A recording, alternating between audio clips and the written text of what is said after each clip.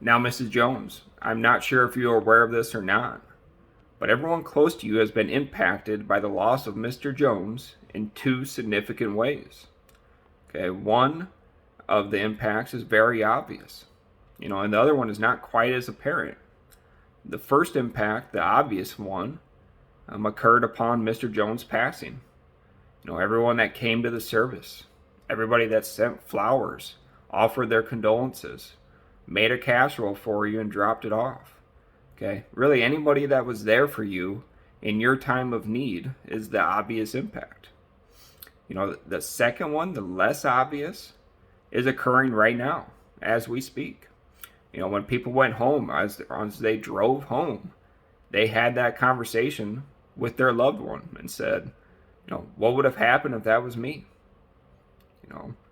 What would I do if that was you?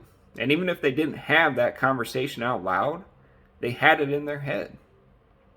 So just as we discussed earlier, the personal planning guide is the perfect opportunity and the perfect platform to begin answering some of those questions.